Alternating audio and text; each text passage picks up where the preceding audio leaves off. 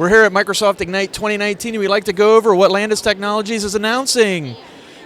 We are announcing customer preview as of now, and we're looking to go GA Q4 of 2018. And at the moment, Microsoft is saying that we'll have some APIs GA by that time, so we'll wait and see if that happens. We are also looking to go over a couple new features that we're talking about, which is we have basic skills-based routing.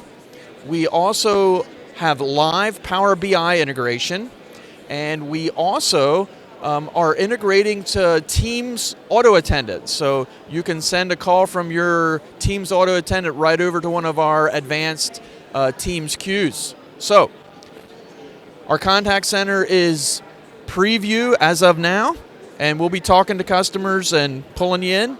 GA Q4, and we keep adding features so that we can help you move to Teams Voice.